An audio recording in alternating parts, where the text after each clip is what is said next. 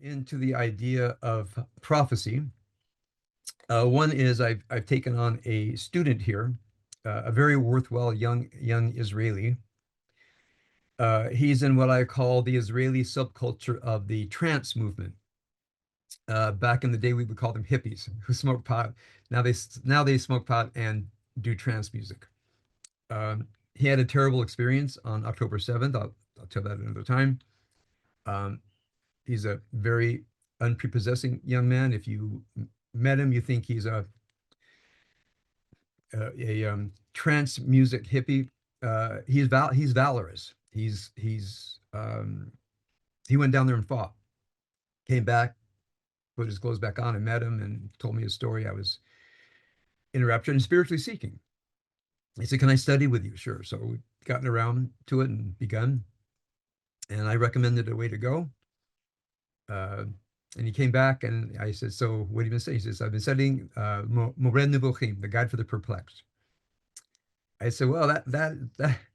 I said, he says, I know you didn't tell me to do it, but I wanted to." I said, "That's fine, because it's more, all learning is good learning, number one.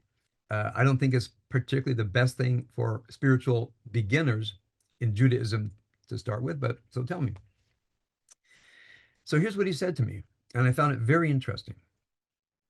He said, "My whole life, I've been having trouble organizing my thoughts.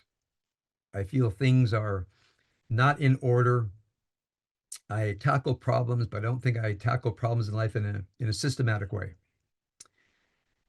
He said to me, the Moreh Nevuchim, the Guide for the Perplexed, was originally written in Judeo-Arabic, translated into other languages in Hebrew. There was the Ibn Tibbon family translation from the late Middle Ages, and then a modern Hebrew translation. So I said, "So go to where you're studying." And he read a section to me, and he said, "I won't go on to the next sentence until I study the sentence that I read, or if I have the intuition that the next sentence will elucidate the first sentence, I'll go on a little bit." Now, that's a good reader. Many readers don't go in, they skim to get enough meaning, but they don't break their brain on the text, unless you're preparing for an exam or something. So he says, "No, I'm I'm not backing off." And then he said, "It's so complex, it's so organized. And by the Rambam's own admission, it contradicts with itself in some places in order to share a secret." So he'll list seven of something, then he'll list something else, showing that one of the things of the seven actually doesn't exist. Now, why would he do that? Because the Rambam, on one hand, was writing for the cognoscenti, writing for his advanced people, the intellectuals of his time and after, and it stood the test of time. But he wanted to have a criterion in, to separate, let's say, the intelligent reader to the one who could actually pierce divine secrets. And one way he did that is he put contradictions in the book. You'll find this discussed, by the way, by the book by Leo Strauss, Persecution and the Art of Writing. He didn't only address Maimonides, but other writers who, for one reason or another, could not be public about their views. Maimonides wasn't being persecuted, but his writings were. I mean, when the writings got out, they were so radical. I'll tell you why that is in a moment. The Mishnah Torah was burned in the south of France. It's astonishing. So he had to write in a somewhat mysterious way. Now, remember, most of his writings were halakhic. He wrote a commentary on the Mishnah, which is superb. I still use it. He wrote a book on the commandments, the 613 commandments, which again I find invaluable. The first to do that. Then he wrote a book on a digest of all of Jewish law, again, which I still use. And then he wrote the Moreh Nevuchim, the Guide for the Perplexed, because during this time, this was in Muslim Spain, intellectuals in Spain and in Judaism did not feel that the traditional texts, the Bible, the Talmud, and so forth, fed their souls. They just said, the stuff I'm reading is not plausibly true and it doesn't fit me. Now, this idea of making revelation and reason comport had been going on in the Islamic world for some time, I think, since the 7th century. Great name, Ibn al-Farabi, Ghazali, Ibn Sina. So there are great names. And each of them is working with their understanding of Aristotle, trying to make it square up with the Quran. So on one hand, Maimonides is really at the end of generations of Islamic philosophers.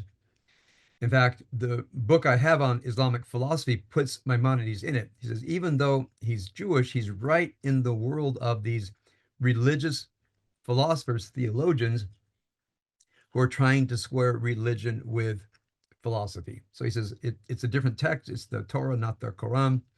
But the methodology is so similar that it really belongs on the shelf of Islamic philosophy. He made a good case for it, and I tend to agree. So this new literature that came into being, what I would call philosophic theology, or even Aristotelian theology, even though there's a lot of Plato in there. Some places found this new, so that's why in the Islamic world they rejected it. If you read this, it's going to take you the wrong way.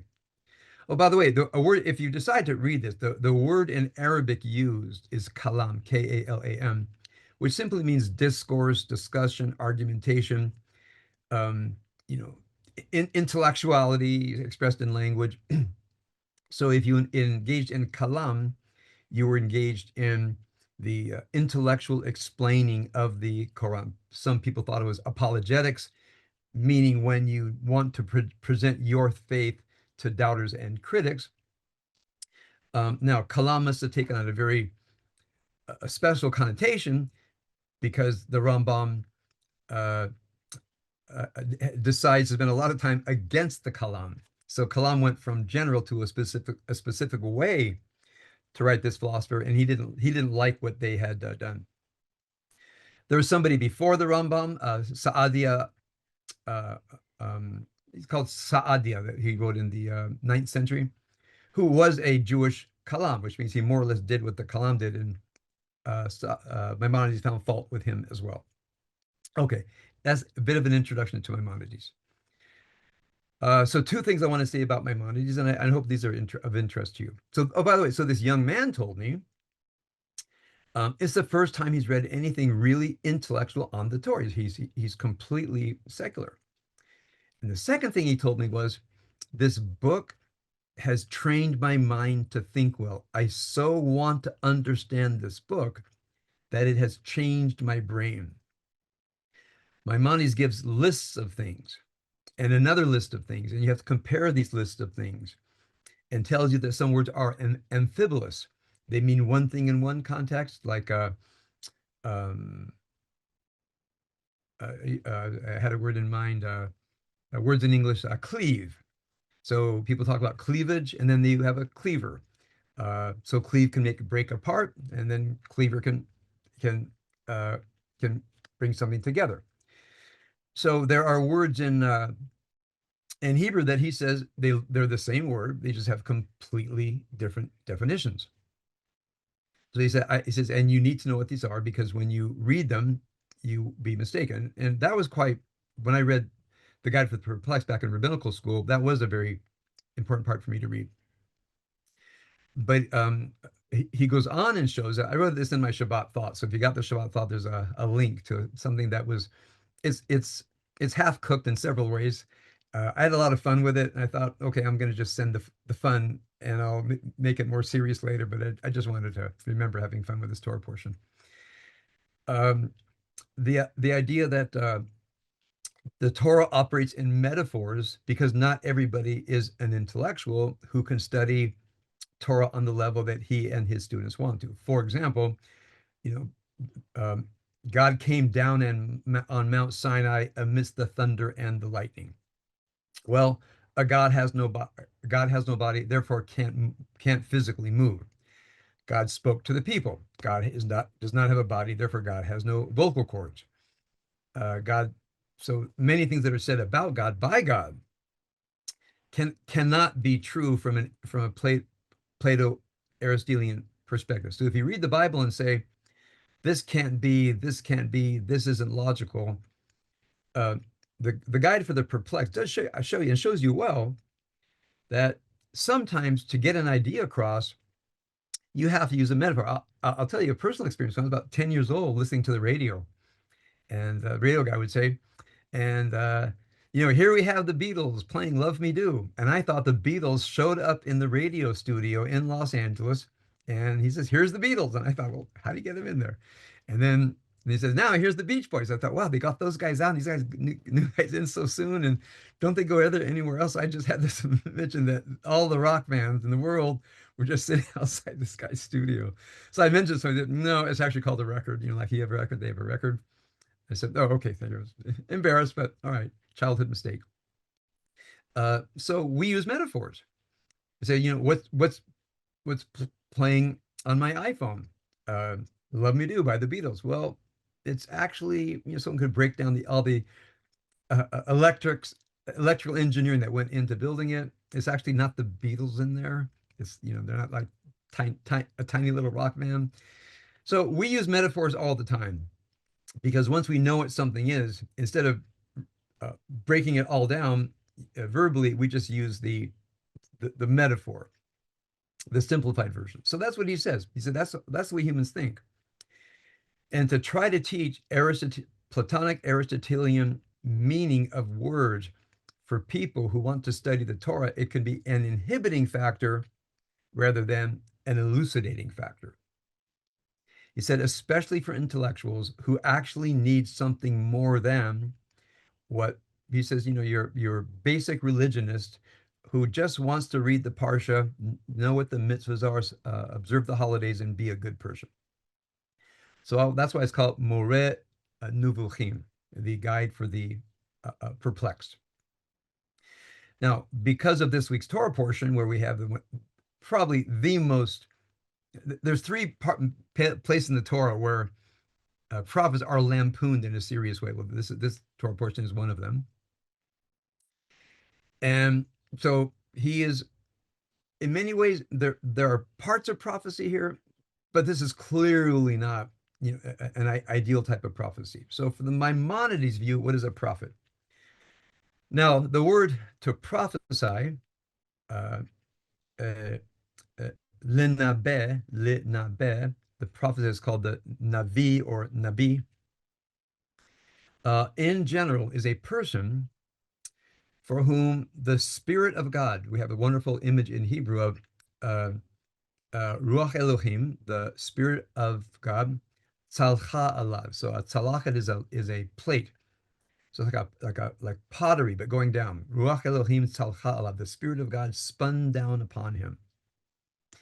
And then it says in the text, v'haya li'ish acher, and he became a different person, speaking in a different way. So there is this idea that some people could draw down the divine ruach, which itself in some ways is an extension of the divine. For example, the Spirit of God hovering over the face of the deep is understood that sometimes, this is somewhat Neoplatonic, that the divine, an aspect of the divine descends into this world because if the fullness of the divine descended into this world, the world would be obliterated. So the divine sends versions of the divine self. By the way, I happen to believe this is true, into this world to advance God's purposes to the degree that they can be advanced among human beings. So let's imagine that part of what we mean, not all, what we mean by prophecy is the Spirit of God devolves into the human being or revolves itself down into the human being, and human being is taken over.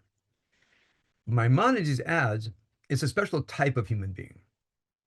You have to be highly intelligent, which means the mind can't be mush. So from his perspective, how do you get the mind from mushed to mind. For him, it was studying the sciences, especially mathematics and geometry. And so, ideally, mathematics and geometry, so any of the hard sciences, would helps the mind get organized. And the reason is, the mind has to be organized because there's basically three ways that we know things from our sense perceptions, which again are run through our mind, our images, which are our imagination, which is produced by the mind, and logic, which more or less assesses whether sense experience is valid, if it communicates truth, and if our imaginative experiences match what we know about the world. Now, there's for each of these, sense, imagination, and logic, there's pages and pages and pages of explaining all this. I just want you to know they had a theory of knowledge. So along with this theory of knowledge, they said that one thing a person who's a prophet understands very well. Your senses can't always be trusted. Your imagination, which means images that are produced, typically in sleep or when you close your eyes, and your logic sometimes fails. So you have to train and train and train, probably with the teacher, probably with the other students, trained and tested, trained and tested. What do your senses experience?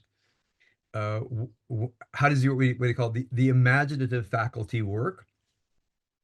Um, when I think of the imaginative faculty, okay, I'm going to do a little bit of politics tonight. When I think of people actually believing in Marxism and neo-Marxism, I knew it was not real when I first studied it in my doctoral program. I read this and I thought to myself, people actually believe this is true. It's great philosophy. And my professor says, yeah, they believe it's actually really true. I said, wow, that's so interesting for me. Okay, so you might say this is a product of the imagination of Karl Marx and went behind him. It's done a lot of damage to the world. By the way, I've had some debates with some Marxists, and I make very simple points. They said, yeah, that's a really good point. But I'm still a Marxist. So I see that as an example. People say that great skeptic, maybe even uh, uh, I forget the name of the great skeptic, uh, wrote books and books on it. But see, I don't know if they treat, for example, bad philosophic ideas. I think they treat superstition and religion. Shelley Klausner's brother, who tragically recently passed away, was very big in the so-called the Reason movement in California and in the United States. I've read those books; they're great books, but I'm also in their crosshairs, so I only like them so much. So this is a very big thing.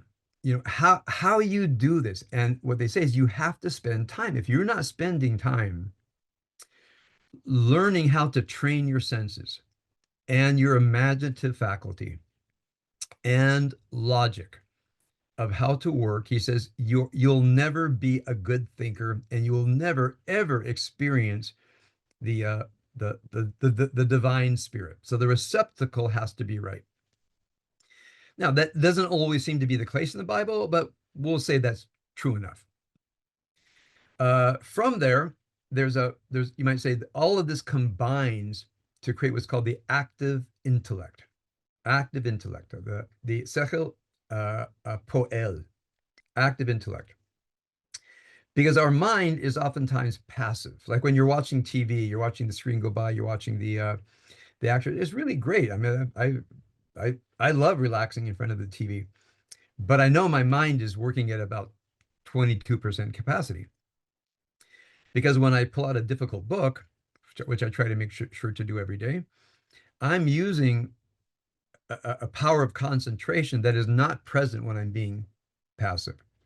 So the active intellect is training yourself to bring the fullness of your intellectual capacities onto something. I say to people, always be reading a difficult book.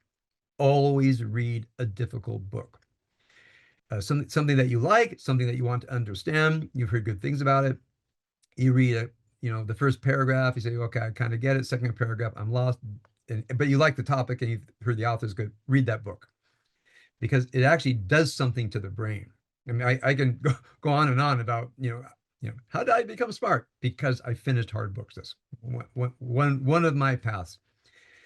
So, so he felt that we could, with all of this, we could shape what's called the poel sechel hapa'il, the active intellect. So try to imagine the active intellect takes the human brains and brings them to this point, and the spirit, and this is purely up to the will of God.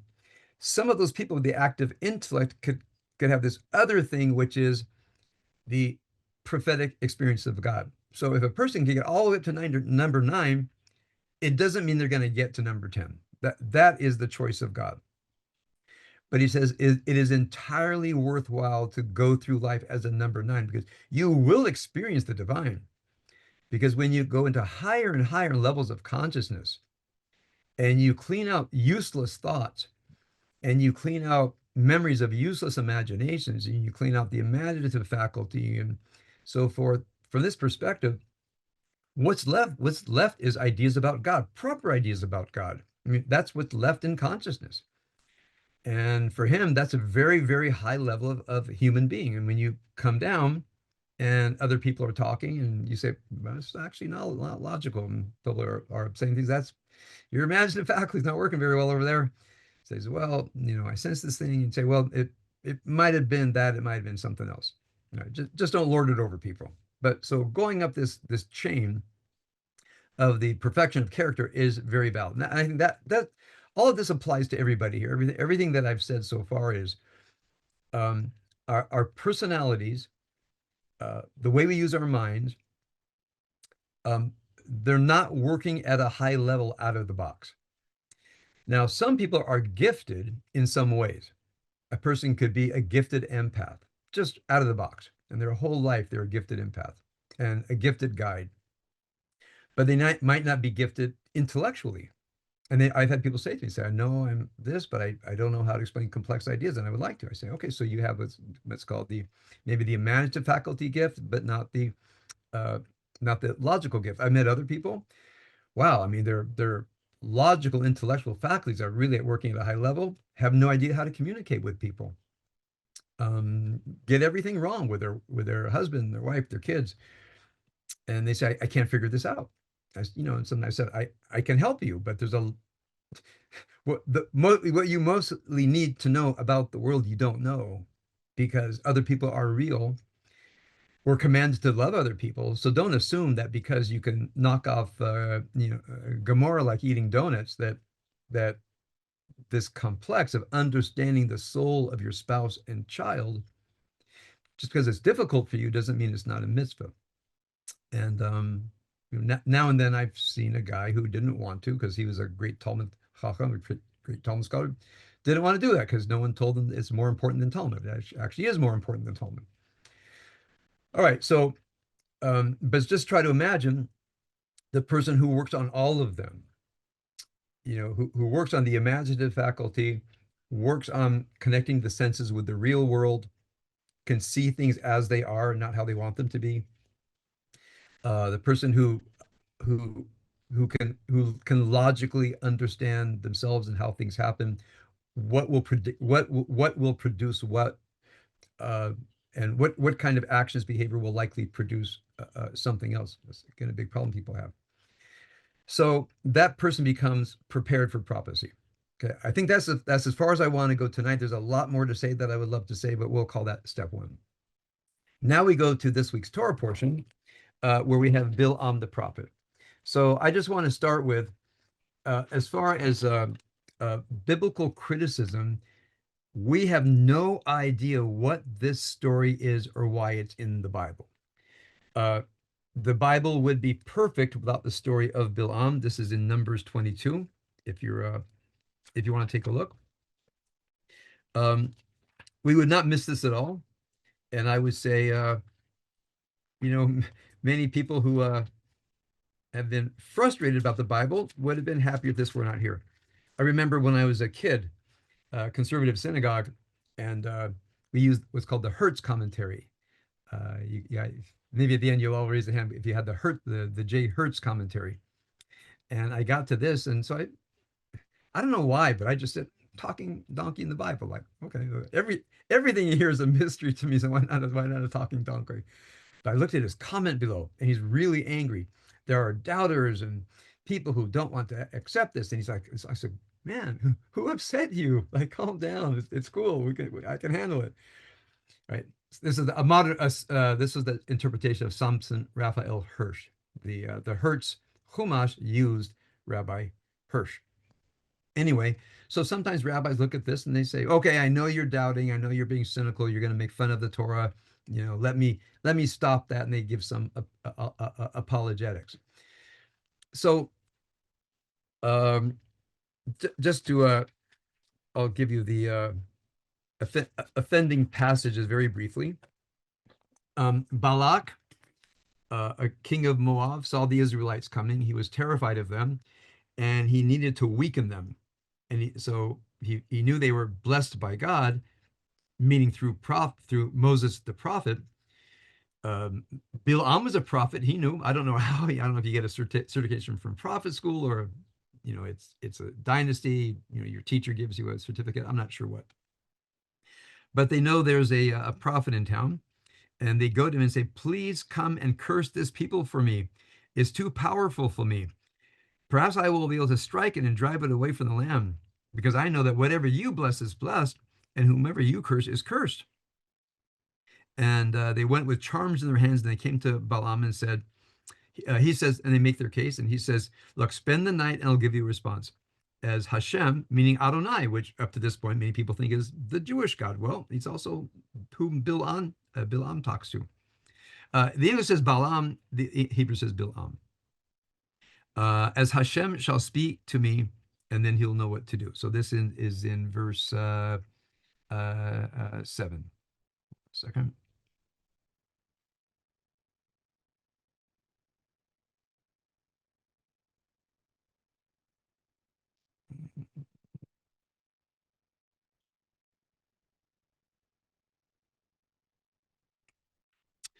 Okay. I'm sorry. He's using the word Elohim here. I thought I saw Adonai, but it appears that he's using Elohim. Okay. Um, so God says, "Who are these people with you?" And Balaam explains who they are. God says to Balaam, "Don't go with them. You shall not curse the people of Israel." Now, either he went into his place, he's alone, or he actually went to sleep, and God is speaking to him in the imaginative faculty, which Maimonides says is very regular. Many times people, they receive dreams of God talking to them. In fact, the Talmud says every dream is at least 1/60th prophecy. And some people it's half prophecy. You just have to know which half. So dreams are a way that the divine realm communicates with human beings. Sometimes I woken up in the morning and I said, "Well, that was a strange dream," and I try to figure it out. Other mornings I've woken up and I say to myself, "That was prophetic," not meaning I'm going to see the future, but something deep I need to know about myself was just communicated to me. So I believe it comes from the soul takes over my dream machine, my dream factory, and says, "Okay, he's ready to know this. He has to know this. You guys, cast it, write it, find the site location, go to the costume department, put it on the screen, because he has to know this." So I feel sometimes that I've been given a gift. So try to imagine this. Sometimes you have prophetic dreams, and sometimes you just have the regular, the brain cleaning out things from yesterday. So they go on and on. They keep upping the price. So finally, God says, you can't resist that much money. Just go ahead and take it. But just remember, do everything I say." I think God was a bit fond of Bilam. Okay, go and do what they say. So this is now in verse 21. He saddles the donkey and goes with the officers of Moab. And then 22, it says, God's wrath flared at him that he was going. But God said he could go. And the angel of God stood on the road to impede him. By the way, the Hebrew actually says in verse 22, Vayitzav malach Adonai, and a angel of Adonai stood against him, but they're lisatando. Here's the use of the word Satan. Satan means adversary. It came to mean the big adversary or the devil. But here it is. He's just being an adversary. He's lafriolo, to get in his way. So the donkey sees him and turns away, and the angel keeps approaching, and the donkey sees him, and she's trying to get out of the way. Bilam struck the donkey to get it back on the road. The angel would not let that happen. And he pressed her all the way up against a wall and crushed his leg against the wall. And he continued to beat the donkey. It's a really sad thing. You can imagine he's furiously beating the donkey. The donkey's furiously trying to stay away from that angel and sword. And suddenly the donkey was trapped, probably terrified. And Balaam's anger flared and he struck the donkey again. Then God opens the mouth of the donkey and she says, "What have I done to you that you've hit me all these times?" And Bilam said, "Because you mocked me. If there were a sword in my hand, I would have killed you." Um, uh, and then God uncovers Bilam's eyes. This is in verse 31. Yeah, it does say Adonai. Vayigal Adonai et ene Bilam. This is almost a quote from Psalms 119:18. We're asking God to uncover our eyes. So this might be evidence of the knowledge of Psalm 119 and the author of this passage. And the angel says, "Why did you strike your she donkey? I went out lesatanlo to be an adversary to you, and you hastened on the road to oppress me. Your donkey saw me and turned away these 3 times. Had your donkey not turned away, I would have killed you by now." Balaam says, "I have sinned. I have sinned. I didn't know you were there. If what I'm doing is bad in your eyes, I'll go back." And the angel says, "Go with this man, but only the word of God that I will speak to you." Now, so he's been notified that his imaginative faculty, this is where prophecy comes from. His imaginative faculty might put in too much pleasing his boss and not enough the word of God. So now he realizes that. He's got to really work to hear what God says here. And he goes to prophesy. All right, so that's the action scene of the donkey. So let me actually tell you what happens from there, because it's both farce and beautiful. Because when Bilam gets up to curse, for example, there's 4 basic curses. Here's the first curse. How can I curse? God has not cursed. How can I anger? God is not angry. For its origins I see rock-like. From hills do I see it. Behold, it is a nation that will dwell in solitude and not be reckoned among the nations. Who has counted the dust of Jacob or numbered a quarter of Israel? May my soul die the death of the upright. May my end be like this. Of course, Balak freaks out. Says, this is hurting me. I'm going to give one more try. Next one. He says, God is not like a man that he should be deceitful, nor a son of man that he should relent. Would he say and not do? Speak and not confirm? Behold, to bless I have received. He has blessed, and I shall not contradict it. He perceived no iniquity in Jacob, no perversity in Israel. Hashem, his God, is with him, and the friendship of the king is in him. It is God who brought them out of Egypt to the power of his loftiness. There is no divination in Jacob, no sorcery in Israel. Even now it is said to Jacob and Israel what God has wrought. Behold, the people will arise like a lion club and rise itself like a lion. That's the name they gave to the operation against Iran. It will not lie down and consume prey. It drinks the blood of the slain.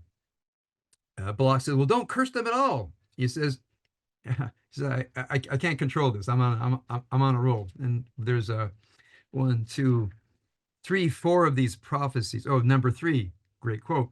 How goodly are your tents, O Jacob, your dwelling places, O Israel. The words we say upon entering the synagogue, Matuvo Alecha Yaakov Mishkonotecha Israel, is from Bil'am the prophet. Okay? So I think that's really incredible of the those who edited the Siddur said, put yourself in the mind of Bil'am and let the experience transform you. So those are Bil'am's words. Um, okay, so let's talk about what's happened here. Um, so I'll just say on a pashat level, this is the story of a man who was on a holy mission. He had been paid a great sum, and um, what he's been paid to do is let the Holy Spirit come through him.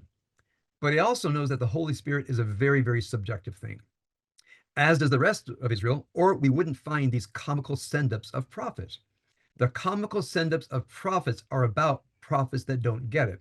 This passage, the book of Jonah, and a passage about prophets, which is my favorite, in 1 Kings 22, I think. We may have time for you to look at it. So the prophet is a revered institution, and because it's so revered, it is also panned. I mean, it's also the subject of, I'm going to say, stand-up comedy. Uh, so for the prophet to be on his way, and for the donkey to see the angel when the Psalms say, God, open my eyes, and Bil'am's eyes are willfully shut. Now, I want to dilate on that phrase. Again, I'll mention politics. Mirab and I have spent a lot of time talking to people who say what's going on in Israel, and we can feel because we're not trying to argue. We'll let the facts argue. Israel is a colonial state, and Israel is committing genocide, and Israel um, has apartheid. And I say, are I'm willing for you to talk me into those things. Are you willing for me to present facts that might have you doubt? To calm down. And I walk through, and they've been politicized. And so in my mind, I mean, they think they're prophets of God. They got the side of justice upon them. They're warriors of God with a righteous mission. Okay. So you might say, I feel sometimes I'm like that angel who comes along and says, stop. I don't have a sword, but I do say stop. May I speak with you? Or we're online or something. And by the end, I say, check everything out. Check everything out. I'm not saying there shouldn't be a Palestinian state. I'm not even saying the state of Israel exists if you don't agree with that. But at least don't say things that aren't true in furtherance of your mission. They say, they every single time in these conversations. By the way, we used to do this with people who hated Netanyahu. We used to say, look, you could not like Netanyahu, but don't like him for what he says, not what people dream up. That he's a fascist, he's going to overthrow the government. There's plenty of reason not to like Netanyahu. You don't have to make stuff up, but at least if you don't like him, at least have factual things in mind and not from your imaginative faculty. So that idea and by the way, this is a warning to me, it's a warning to you. What if you're going through life on your donkey, believing to be something so true, you feel so self-righteous, and you are all wrong, and you don't get it. And there's no angel of God going to stop you and say, you've got to rethink this. You're getting it wrong. You're making other people getting it wrong. You're doing damage to the world. So, I mean, there's a strong spiritual, psychological takeaway for me because I've been wrong before about ideas. I mean, I remember I had wrong ideas in my head, and I memorized how I went from wrong ideas to right ideas, meaning ideas that I could demonstrate with evidence and good logical thinking, as opposed to the things that I used to believe that did not have good evidence and were not supported by logical thinking. I remember the shift I made. And now I always ask myself, well, I did that again. I did that before. Maybe I'm going to do it again. So especially with the Netanyahu, people say, well, could you be wrong? I said, I really could be wrong. And if I'm not wrong, give me factual evidence and better theories, because I have my factual. We go back and forth, and people say, you know what? I still hate him, but you're right. He's not a fascist. I say he's a conservative. You just say, kind of right-wing conservative. That's enough. But again, I'll say to any of you, if you think I'm fundamentally wrong about something, you can shoot me an email and I'll try to be as nice as I can, but have your facts and theories well taken. Oh, by the way, just parenthetically, I had one of my Israeli students, 'cause I'm going around a little bit on my mission to bring orator to Israel, and one guy said to me, "Do you have one of your YouTube lectures where you just describe your fundamentals?" I said, "They're probably out there. I remember doing that times, but maybe I just should record another one just so, as I gain new students. And maybe I'll do it in Hebrew. So they'll have what I call the fundamentals of my Torah that I think are based on very, very modest comments, axiomatic comments, um, and then proceed on what is derived from those axiomatic comments. So this is a great warning for us. It's a great warning for me.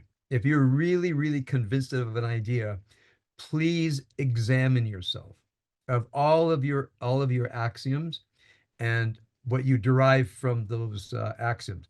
And if it's something that cannot be logically defended. For example, the primary evidence that Jesus was resurrected from the dead for Christians. You're not going to prove that, but just so say, I cannot prove something axiomatic, but I derive things from there. And if what's derived from there is something morally horrible, you better go back. Same things for a Jew. I believe that Torah is revealed by God. The oral Torah has a similar status. I'm not going to be talked out of it. It's axiomatic. Say, okay, so as long as you say it's not logical and can't be talked out of it, then whatever you derive from it, does it produce human good? Because in the Torah, there is a corrective mechanism that Torah should produce the good. That Torah should produce the good. When Torah is not producing the good, it's not that the Torah is not good. You don't understand the Torah's real mission. And I can actually give a thought on that. All right, so I think that's what the comedy is doing. Now, they did it in a very effective way where a man is reading a map and walks right off a cliff. You can see this in a Bugs Bunny cartoon or something. He says, "So no, the map is right," and falls off the cliff. I mean, it's a comical thing, but the donkey knows it, and the donkey is talking. I think from a biblical perspective, this is a laugh out loud joke in the Bible, at Bil'am's expense. Um, Now, why would it be in the Bible? So here I go back to the literature of the Bible. Because the Bible is great literature, written by God or not. I mean, I think if the Bible is great literature, let's say God can write great literature. Let's say jokes occur in great literature. Why shouldn't God be able to tell jokes? So does God lace Torah with funny things and jokes? Why not? It's great literature. So it doesn't mean there's more God, less God, half and half, whatever. It doesn't bother me that it's in the holy text. I think it actually makes the text, for me, I revere the text more that the text can laugh at itself. And that might be something about myself. If people can't laugh at themselves, I don't trust them. If they don't know how to point out the flukes of their character, and they're too stuffy and too arrogant, they're hiding something. The fact that Torah is so rooted in prophecy and says, now we're going to tell you three great jokes about prophecy. Bil'am, the prophets in 1 Kings 22, and the book of Jonah and the book of Job. Those four places. Those are great comic scene, tragicomic. So that for me makes the Bible a better text, a much better text. And that's why I don't like people trying to make those texts theologically serious. So that's my sense of why is this in the Bible? Well, that is a big step, because here I read this somewhere. I don't remember where. This all took place on the other side of the hill. The Israelites did not even know they were there. Moses didn't know they were there. Balak knew. Bil'am knew. Balak had two servants who apparently ran away. They knew, and the donkey knew. So I'm thinking, well, Balak didn't tell anybody. Bil'am didn't tell anybody. It was to their embarrassment. I assume the angel went back to heaven to get his next mission for the day. He said, I'm done, give me another mission. He took off to China or somewhere. So who knew? So in my mind, only the donkey. So the donkey at night, when it's supposed to be grazing, my comic reconstruction, trots down into Canaan at the donkey night at the Canaan Comedy Club. And he's waiting, waiting, waiting. He says, man, I got some great material. I'm not telling you what it is. And so they, okay, open mic. And the donkey gets up and the audience falls, FLOL, falls on the floor laughing out loud. They say, you, this really happened? She says, no, man, I swear everything I just said is real.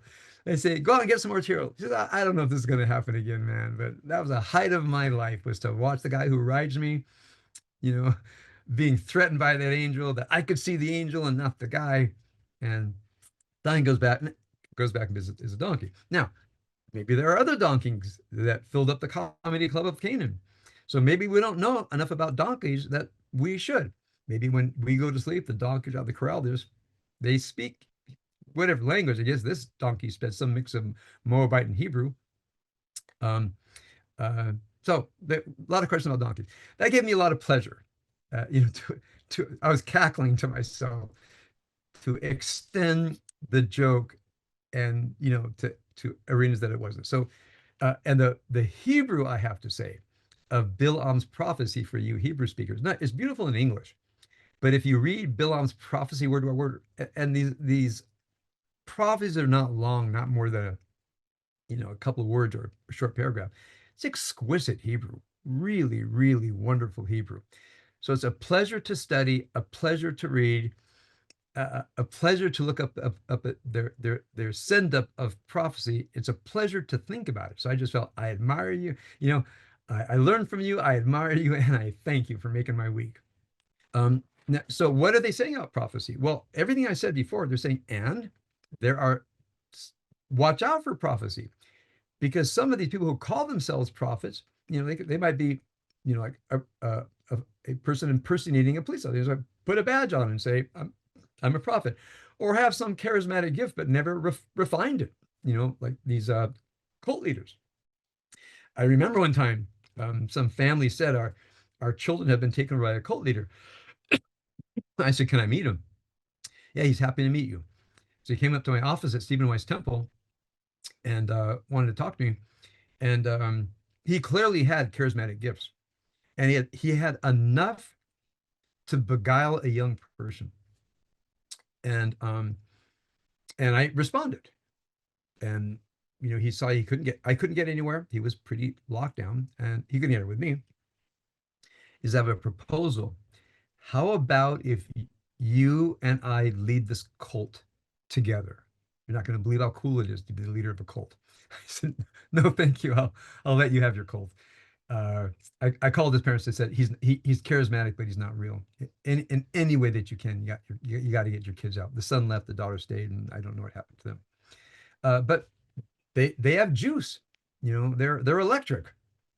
There's something going on there. That's another thing for us to keep in mind. So my basic nafkamina, what do we take away from this, is this idea, that here you have your conscious mind, you have your first level of unconscious self, where you have your good ego states and bad ego states. Under that, you have your soul. Way off to the side, you have your shadow. Way down in there is the fountain of God flowing through. Above the conscious mind, you have the observer mind. The uh, uh, the observer mind, I forgot my own term. Uh, it's an E. Then the rational mind, and then the truth mind. Um, you have the observer mind. Here's what's going on. The next one is to examine it to make sure that it makes sense. The rational mind develops theories. The truth mind puts it all together, and so forth. So let's say that I have a picture of what it feels like to be a human being. So what is your job as a human being? I mean, what should be a huge part of your endeavor? First of all, to be able to observe the flow of consciousness. And as you observe it, um, make sure it accords with reality. Um, Keep track of your ego states, because your ego states could be terribly, terribly misleading. Have in touch with your soul, which is right under the ego stage, the life journey that you're having that you're not aware of. So part of my spiritual work most days of the week is to take this journey up into what I call spirit, down into soul, so that I always have a sense of where I'm going and what I'm doing. I just want to add two things to that. Um, all of this is a way to service other people. The greatest meanings, as Viktor Frankl said about himself, greatest meaning in my life is to be of service to other people, especially my wife and children. Be the best husband and the best father I can, because you all know your close family relationships are the most powerful influences of your life. If you're a good parent, you influence, or a bad parent, you influence your kid forever. The quality of life of a married person typically is determined by their partner. When somebody marries somebody, they're basically saying, "You're my shepherd. Okay? You're going to create the quality of my life. Let's figure this thing out." And then beyond that, other people that we know. I just spent 3 days with four of my grandchildren, and then I want to be a good. They only have one grandpa, and I'm all they got. So I want to be a really really good grandpa to my son's four grandchildren up in Svat. I want to be a good teacher. I want to make sure everything I do is I want to be of service to you to the degree that my words help you in any way that they can. So all this for me is uh, I'm in service to others, especially to my wife and children, to larger circles, to anybody who studies with me, certainly to the Jewish people, certainly to the American people, certainly to the ideas that underline both. This is what you might call my life of purpose and meaning. Um, all right, so that's my full talk today on the many things I wanted to cover.